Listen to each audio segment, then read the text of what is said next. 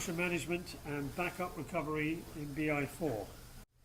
Okay, so in approximately 2.5 minutes, I will now tell you everything that I need to know on Promotion Manager. Anyway, I'll obviously try and focus a little bit more stringently on the things that I think are probably going to be of interest to people, especially moving from the 3.1 platform to the 4.0 platform. Okay, so we will look predominantly at noting that there are obviously a number of different environments that you might need to migrate to and from. Okay, so obviously development, test, potentially pre-production, production, you may be a disaster recovery system, you could even be federating out to other systems as well. So moving obviously from your 3 to your 4 platform could involve moving against a lot of different moving parts. Okay, so obviously you need a pretty coherent strategy to move your data and how you manage that process. Okay, we have been doing a number of migrations from 3 to 4, each of which presents its own unique set of challenges in terms of managing content and different environments and so forth. One of the things I will stress is that there is no longer the import wizard. We now have the upgrade manager that will take us from 3 to 4. Okay? Some of the things that we have been learning in the field is if you just go and click on the programs and start upgrade manager and enter the source system, enter the target system, just go click, click, click, click, click, you're probably not going to be successful. Okay? One of the reasons is that actually if you have a significant amount of content, the delivered upgrade manager doesn't really handle it that well. Okay? So one of the things you need to be aware of is there are a number of parameters that you can set for the upgrade manager that are likely to lead you to greater levels of success, especially if you're looking to migrate significant amount of content. So what we have tended to do in the field is to create a bat file which references the unit upgrade manager tool and then pass parameters to that bat file. Okay, so just think of doing it in terms of doing that when you start thinking about your migration. To 3 particular pieces that are of importance is 1, memory allocation. Okay, you can actually set the heap size, if you like, for that particular process to allow it to obviously operate with a significant amount of RAM. Temp space, make sure there's plenty of temp space available and therefore point it to a temporary directory where it can find that temp space that it needs. And lastly, the idea of timeout. There's a timeout setting that you can also set within the upgrade manager. And if you don't hit that timeout setting, it will actually fundamentally time out halfway through the process. And you have to start all over again. And it takes a lot of digging around to actually find that information. But please be aware that those 3 settings are essentially something you need to definitely think about in terms of moving, upgrading rather, from 3 to 4. Okay. Now that is the only way that you can move your content from 3 to 4. Okay, is via the upgrade manager. There is no import wizard tool, that has gone. Oops. So lifecycle management in BI4 is now really essentially encapsulated in 3 separate tools, one of which is called promotion management, one of which is called version management, and one of which is called visual difference. Visual difference is not particularly useful. Chocolate teapots come to mind. It's not a very useful tool at all. In the future, it should allow you to be able to compare objects and allow you to actually turn around and say, oh, in this particular Webby report I'm referencing these objects, and this other Webby report I'm referencing these other objects. So you can actually do a delta between the 2, and that would be a useful migration tool. This basically turns around and says it's the same or it's different. Gee, thanks. Okay, so at the moment, visual difference, pretty underwhelming. Okay, version manager, okay, flaky. Definitely flaky. You just go to have a cursory look on the blogs, you'll actually find lots and lots of people saying, help, do I need to rejig my version management database again, etc., etc., etc. So a little bit flaky, the version management system. Promotion management sort of works. Okay? As long as you've got about 100 objects, not too many more than that, and as long as for some reason that particular object that won't come up you don't care about. Okay, because there have been instances where I will actually have 25 or 30 different objects, and one of them just will not move. Period. Just sticks there. And I do it again. No, I love Bryce 3. I'm sticking here in dev. Don't bring me to production, please. So you literally get that kind of scenario. You put 360 tool on it, attach it to the same object, like a knife through butter. I cannot explain it. Okay? It just throws up quirks like that. I think the key thing to realize is a 1.0 version product. Even though it's been around for a little while, it is still very, very flaky, not to be relied on. Okay? It is a major issue for those people who went to 4 who now want to go to 4.1. How on earth are they going to get their content from 4.0 to 4.1? More fool them for going to 4.0, I say, but that's not a particularly good solution for them. Okay? So they have to have other thoughts regarding that, other tools potentially. So one thing to be aware of, the application itself, the lifecycle manager itself, is encapsulated in this great big beast called the adaptive processing server. Okay? Its scheduling operations is also encapsulated in this other big beast called the adaptive job server. One of the first things you'll want to do is to create a dedicated lifecycle management server. Okay? In other words, extract those 3 essential key services, lifecycle management, version management, and visual difference, and put them into their own server. Have one that's going to be for a scheduling agent, and one that's going to be your real-time online kind of activity. Okay? So be aware that you probably are going to be creating a dedicated lifecycle management service. Okay? And absolutely, it is sort of documented. And we have, developed training that we present in our classes related to how you break that up. The system configuration wizard in 4.1 should, if it's behaving itself, create a dedicated lifecycle manager as well. Okay, we yet to see actually work with that in anger yet, but we could definitely do that. Consider strongly, if you have the capability and the resources to do so, of establishing your lifecycle manager on its own platform. And just point to dev, to production, and test accordingly, rather than just sticking them one on each of those environments and then figuring out which one you're going to migrate to and from. Okay? Because don't forget, there is one database of record, one version control database. Where do you want to store that? On your production system, test, dev? Where do you actually want to manage the process of identifying where you're moving content to and from?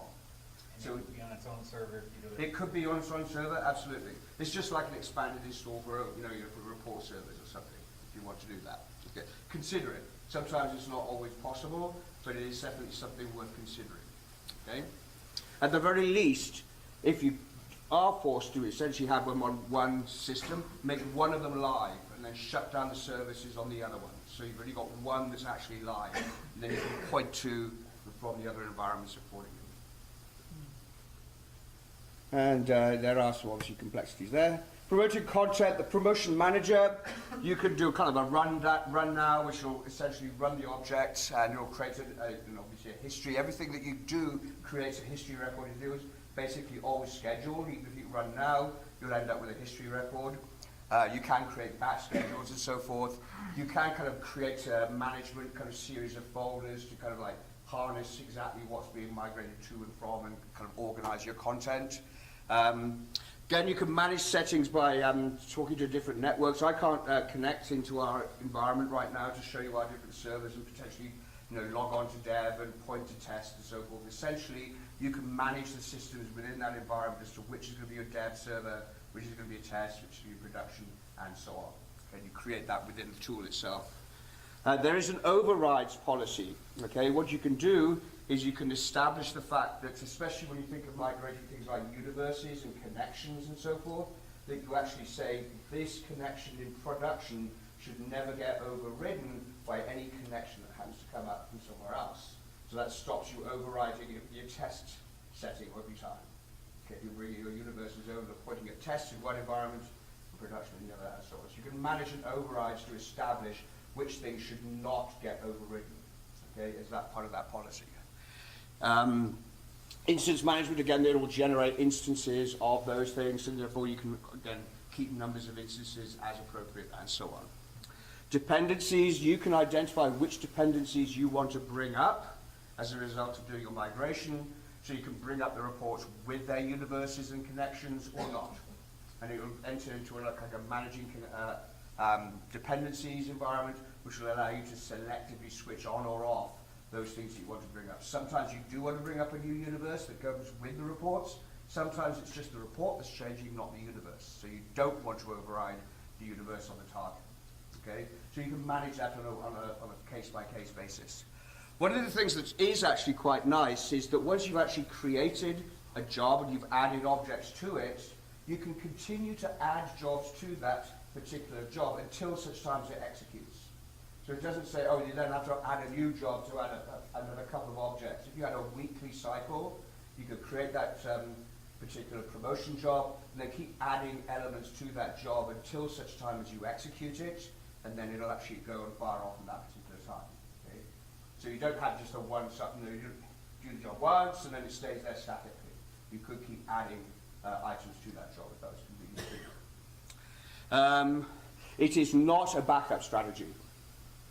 Let me repeat that again. It is not a backup strategy, period. I know many of us have gotten used to the idea, especially in our 3.1 environments, that we'd probably write some key folders into, say, a beer file. And if for one reason or another someone deleted that, we would just go back to the beer file and we'd then select that particular folder or that particular object and we'd reinstate it. And that was essentially our kind of intra-week backup strategy, which was, okay, for certain key folders, we will make sure you never lose more than a day's work as a result of you accidentally deleting something. Okay? Not really possible in this scenario. There is the concept of an LCM beer file, Lifecycle Manager beer file. So you can write content out into a beer file. And you can read content back in with a beer file. Big problem though, you can't select what you read back in. It's all or nothing. So again, in that situation where, oh, I deleted one report from this folder, oh, we'll let you reinstate this whole folder. Well, all the other people have been working on those other objects in that folder that will overwrite their changes. So as an incremental backup strategy, there isn't one. It's simple as that. Okay, so yes, a major step back. Oh, lots of things. I'm just the promotion manager, right?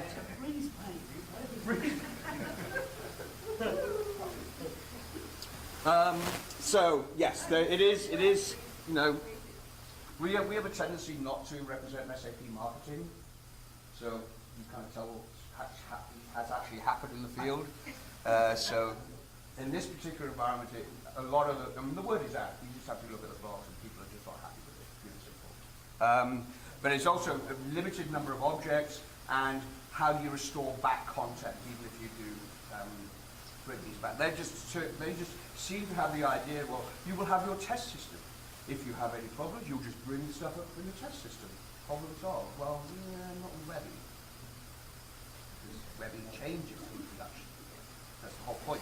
So there is a test promotion option. Good news. This is actually quite a nice feature. You can actually do a test promote, and it'll tell you the impact of your promotion before you actually do it. And as you start to get used to the tool, that's actually quite a useful feature.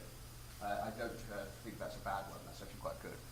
And there is a rollback option, which is if you have, put in a new universe, you can roll it back to the previous version. I have heard of instances where people try to roll back more than one instance and they get into a few issues with that. Never had to do it myself. I can't really comment on that. But just tread carefully with that. Do it a few times in a sandbox environment or something to at least feel confident about that. But you can roll back stuff as well. Version control, as I say, not a great deal of things to see them. Just be aware, from a system administration perspective, there are in fact 3 different databases, or quote, file-based databases that come with the product. Okay, and that's the LCM repository, and the LCM overrides database, and the LCM check-in database. Okay, all of those obviously need to be kept in sync. Okay. and they're just file-based database. They still sit out on your file store somewhere. They don't get into a genuine database management system, okay? So that is how, just be aware from a system administration perspective, you need to be a bit careful of that, okay? And let me see, anything more. Visual difference, as I said, not particularly useful. And no real commitment the last time I talked to these people that they're ever going to do anything until sometime way in the future, okay? Not something they were immediately thought, well, this is not particularly useful. So, general feedback. Product immaturity. It's unreliable. It's not robust. It's even from the actual user interface perspective. You do things and it just kind of crashes out on you. You have to start it again and so forth. You go to a field and you know it's an editable field and it won't let you edit. So then you kind of tap around in another couple of fields and you go back to it and then it will edit and so forth. Small loads only. Sometimes it just frankly doesn't import some or export objects. And again, based on our experience, we can't really figure out why, because other tools will do it. It's hard to use, again, which is the system of record, especially in a multiple environment. It's not scalable. You have to manage deployment on distributed systems. You cannot have two instances of the same lifecycle management server running at the same time in a distributed environment. Okay, if you have your application running on multiple boxes, you have to switch off the actual services on the two other boxes. If you had a 3-box distribution system, you have to switch them off on the other two because only one can be live at the same time. Okay. Now, in the situation where one machine has to go down, then you could bring up the other service on another machine, but you can't have them running simultaneously because they're accessing the same file store database, which isn't a true transaction monitoring type of database. So that's the issue. Again, it's more difficult to manage interim backups using the beer file kind of technology that we've used in the past. And as I said, I have not seen anywhere anything that's significantly different in BI 4.1. We installed BI 4.1 with a local customer, and I couldn't see any improvements as a general statement. Some vague promises on an SAP webinar about a few months back that there were some new things coming. There is a command line interface if you want to dig down into that, which will allow you to do some kind of messing around with it a little bit. Haven't had much chance to use that. I've tended to avoid it. And again, research other products for a better content management and version control system. Okay, there are other partner products out there. And with that note, I will pass it over to my colleague Jake, who will show you one of them. Okay. So I'm going to be showing you a third-party product that we have that kind of fills in some of those gaps that Evan was just describing. It's called 360. It's made by a company called GB and Smith, and they're from France. So we're pretty much their biggest user out here in the US. So how many, just to raise a hand, how many of you guys are actually using 360 at the moment? Okay, we got 2 people. So it's making its way around. It's getting there. So what I want to show you guys is it's got a whole bunch of different products. I'm just going to show you one of them, just kind of focus in on it. This is going to be the 360 Plus product, and this allows us to do versioning, so we can back up some of our objects, and we can also do promotion between same level BOs. So I can go from 4 to 4. So I'm going to show you quickly just what it would take to version and back up some of our stuff. You would come into this scheduling tab here at the top, and on the right we have different tasks that we can actually schedule. In this case, we're going to be scheduling a version, so we're going to select this one, and you can see it's now italicized.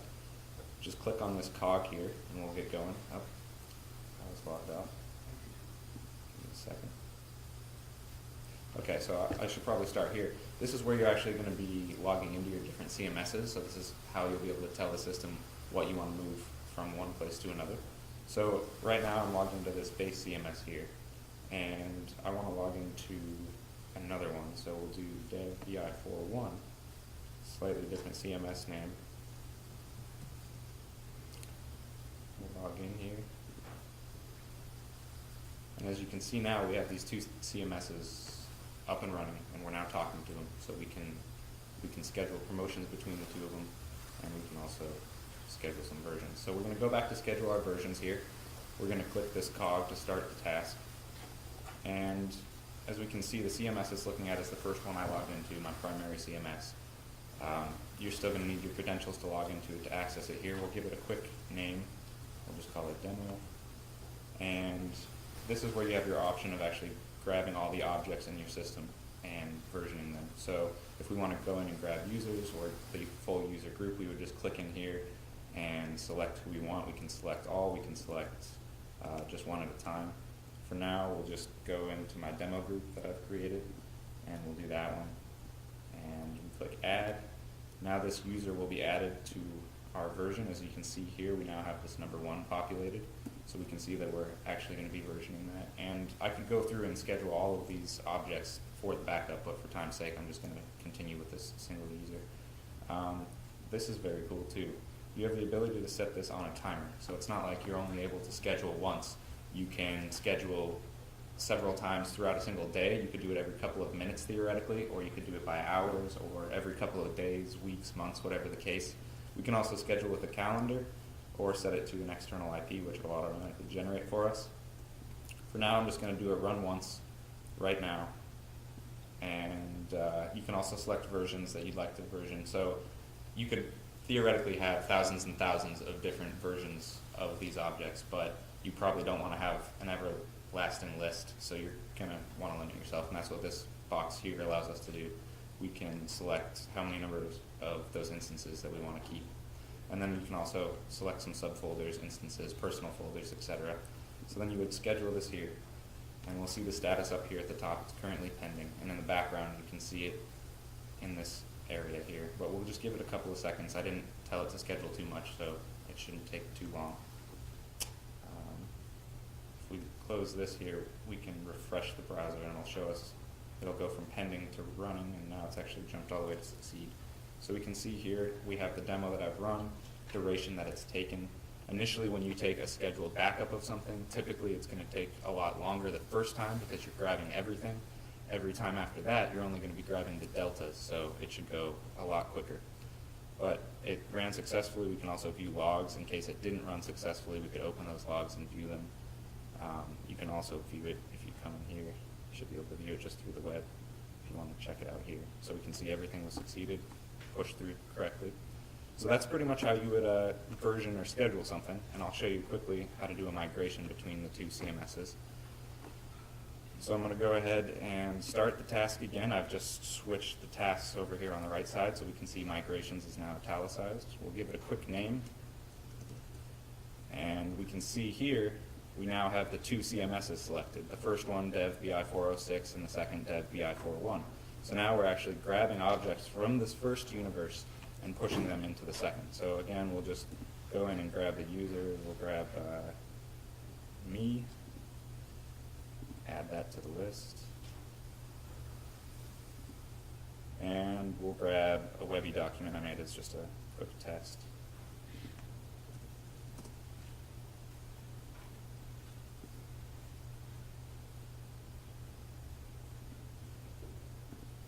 Hypothetically, you could grab everything in the system if you wanted to, but once again, for time's sake, we'll just do this. And now we have our one document selected, our one user selected, and he'll be going from our CMS to CMS. I want to schedule it now. If I wanted to, I could create a new object over there so it's not overwriting what is currently over there if there is something existing. And I can also migrate with flags, and you can also do a bulk flag management, but that's a talk for another day. Got to quicken up here a little bit. So then we're just going to schedule. Once again, we can see it start pending in the background. We have this alternative view. It shouldn't take too long. It succeeded here. And it looks like I've run into some sort of error, but that's why it's nice that we have our logs. We can check out exactly what would have happened. So it exported everything okay. It imported the user okay, but the demo document, for whatever reason, didn't import okay. But now if we want to, we should be able to actually go into our system. And if I log out of this one and go into the second CMS that I logged into, we can check to see that that user actually imported correctly. And then we could figure out what we did wrong with our Webby document to fix that in the future. But we log into this CMS here now, we go to users, we should see that Jake user populated here now. So in demo, that folder that I asked it to go to, there's Jake. So now he's been pushed from one CMS over to the other. So it's filling in some of the gaps that 4.0 has left us, and it does a great job doing it. It's pretty straightforward. There's great user guides, great support from these guys, and if you're interested in taking a look at the product, I'd definitely stop by and talk to one of the consultants after today. Any questions? It does fill in the gaps that are missing with, unfortunately, with LCM at BI4. You know, as you've got the ability with this tool to do logical backup, scheduled logical backup, and logical restore. So you could save everything. It has the intelligence to do delta backups from that point onwards. So therefore, if you set your backup to go every day, it will only back up what has changed during that last 24 hours.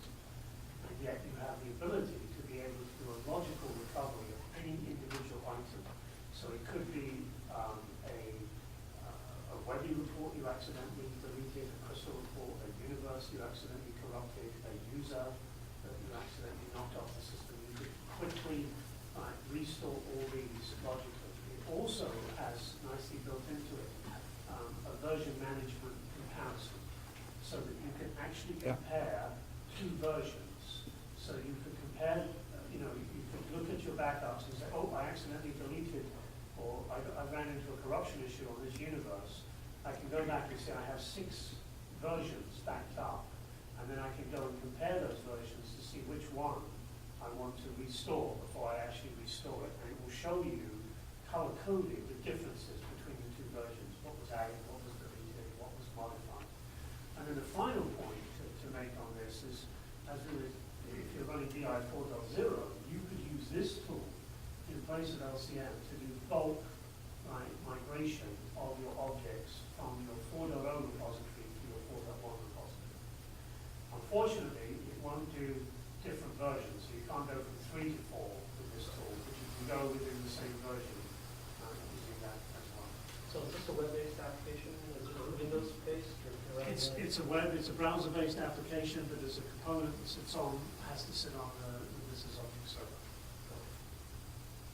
Well, the server that has the client tools on it. That's right. Yeah. Either one. Yes. Server operating system. Yes.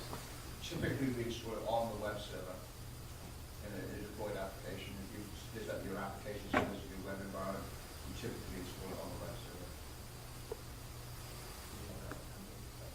No, it's just you. Okay. Hardware is bad. Hardware is bad. So it's simple. Your description would be you have it on a server and then there's databases associated with it? Yes, it uses the CMS and the auditor, and it uses those together to create all the snapshots. It reads, doesn't write. Yeah, it's reading from the CMS. Okay, there's another tool that's the 360 Eyes, which does full-blown auditing and impact analysis, and that will also read the audit log files as well. For the purposes of just this 360 Plus for doing backup, recovery, movement from one repository to the other, it's looking at the CMS. And are you, is InfoSol associated with this company that? Yeah, we're their number 1 reseller, so we resell this solution. And right now it's selling like hotcakes because of what's happening in BI4. So we aren't even selling, people are just coming to us and saying, can we have a trial of it? Because we want to try it I out. mean, that's how it all started, right? You can schedule and, Right. yeah, Chris. Well, I think one of the key things to actually remember is if you'd actually bought this at 3.1, any changes in what SAP has done as a result of their implementation of 4 would make no difference to you whatsoever. None of your procedures change, none of your operations change. If something wasn't supported, it's GB and Smith's problem, not yours. Right. So I think that's the key thing, is that it allows you to set up a process that doesn't change between these two different versions. They're on a bound to actually make sure that they can retain that same basic functionality moving through. But you have to be on, between the two systems, you have to be on the same version in order to migrate, right? Right. Yeah, I mean, don't get me wrong, I mean, the tools that haven't showed the migration utility works great for 3.1 to 4, and it's XIR2, right, to 4. That's not the issue. The only issue, as I said, is 4.0 to 4.1. And then, of course, you have the generic issue of version management in general. And unfortunately, LCM has not had time and effort, in my opinion, invested in it by SAP to turn it into a full-blown, you know, what it has potential, but, you know, this is the problem. If they were selling it as a separate product, they would invest a lot in it. Because it's integrated into the platform, it's kind of like, They need to charge a little something extra for it, and then they realize it's not the time to do it. well, that's a part of the platform, you know, and so forth, you know, so that's the, I think the big problem, because it's not, as Evan says, it's not very robust, and it really just isn't there. So the main capabilities are promotion management and that, is that right? This product. Oh, this product? It's also, it basically can replace what you do in the CMS. I mean, much better, it sets security Yeah. 10 times better than it does the CMS. That's This is a another fabulous tool. I could spend another hour. Part of the 360 view, which does security management. We were just showing the cost feature at this point. The 360 view is actually a management, this one for your CMS security. So it does all the, you know, it can do an object-centric, user-centric view, it can build a dynamic matrix and change access rights on the fly. Did my presentation last quarter, if you were here. Yeah, that's right. We did it last. You were in Scotland. Got another question? What's a product like that cost approximately? Okay, well, it depends. There's 4 different pricing models. Some of them are based upon your existing business objects licensing, so whether you run null, cal, or CPU, and then you can also buy it as a single administrator, and that's what a lot of people do. So an administrator license retails at $10,000, and most people will buy one of those to get started with, because they only need one person to do doing this kind of function. And we're counting on this every year. Sorry? Linked universal economy migration 4.0 SAP said, I don't know what it is, but SAP said there will be fixed in 4.1 service back to not everybody. Tried any universals? We work with one customer that had, we just redesigned the board. But they didn't have that many of them, so it was nothing. Right. EWS. Do you have any Yeah. universals today? Yeah, it doesn't work. So Yeah, that's a great point, because if the, you can. You can move universes. You can move I was trying to do that earlier, and the connections cause it to be a little bit tricky. But you can actually Let's move get the back to connection that. itself. I Yeah. think you can do it. and analysis to they're getting corrected, all the reports getting corrected, and we are trying to migrate from QA to prod. And only way we do is like migrator from Excel rather than cells. You're trying to go 4.0 to 4.1 with. 4.0 to 4.0, it doesn't work, so With we need to analysis. go back to the 3.0 and Yeah. right, yeah. For the right, that makes sense. Oh, man, that's another thing, I haven't even tried that. Yeah, that's what I'm saying. Yeah, That's cool. Yes. And sorry if I missed it, but what are the technical requirements for this software on top of what you would already put on your server? Nothing. It's, okay, you have to It's put seamless. memory. Yeah, you have the memory for Yeah. the storage, but. Yeah, there is. Nothing additional above and beyond. It just deploys as a discrete web application, in a nutshell. Yeah. Yeah, we use these tools when we deliver migration services. Sometimes the customer will ask to keep them afterwards. But they help us tremendously in the work we do. Okay. All right, well, thank you very much indeed, Evan. Thank you, Jake.